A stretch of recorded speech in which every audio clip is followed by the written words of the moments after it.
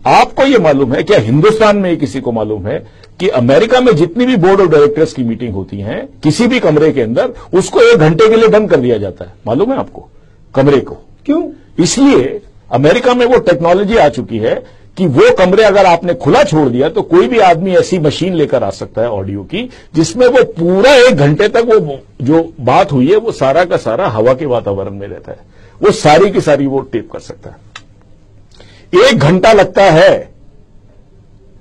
तीसरा आपको मैं बताऊं, आप अमेरिका में ये इंस्ट्रक्शंस हैं आज की तारीख में कि कोई भी एग्जीक्यूटिव परमात्मा के लिए अपना मोबाइल फोन यूज करने के बाद उसको कबाड़ी को ना बेचे। आपको मालूम है कितने के बिक रहे हैं? होता क्या है, आपने सिम कार्ड निकाल लिया, सिम कार्ड से आपका प्रॉब्लम सॉल्व नहीं होगा। सिम कार्ड का डेटा बैटरी में चला जाता है। सुन लीजिए आप मेरी बात को, सिम कार्ड का डेटा जो है बैटरी में चला गया, वो ट्रांसमिट हो जाता है। आप ये प्रोसेसेस को आप समझिए। अमेरिका में इतनी दुकानें खुली हुई हैं पुराना टेलीफोन खरीदने के लिए, मोबाइल फोन, वो सिर्फ ये पूछते हैं बेटा ये किसका था। अमेरिका में हर कंपनी ने इंस्ट्रक्शन दी है कि जब आप मोबाइल फोन नया खरीदें तो पुराने को हथौड़े से तोड़ दें उसको। कई कंपनियों को करोड़ों रुपए का चूना लग चुका है। शुरू में बात किसी को नहीं मालूम थी।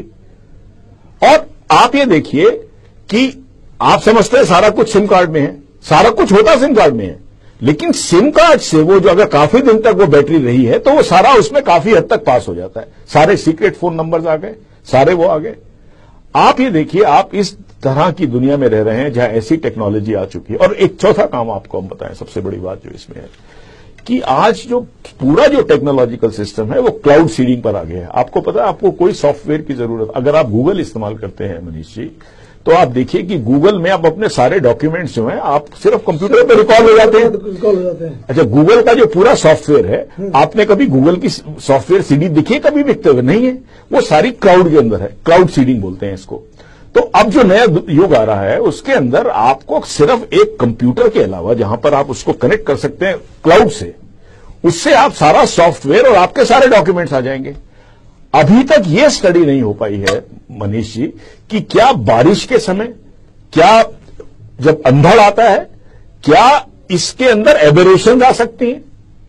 अब एबेरेशन, मान लीजिए आपने ये यूनिक आइडेंटिटी कार्ड बना दिया एक गरीब का बेचारे का, उसका कभी टेस्ट नहीं हुआ बार बार, उसने उस समय दे दिया। अब क्योंकि ये जो यूनिक आइडेंटिटी कार्ड बनाएंगे ये उससे नहीं बनाएंगे, क्योंकि आपको जाना पड़ेगा जंगलों के अंदर 100 मील दूर जाके।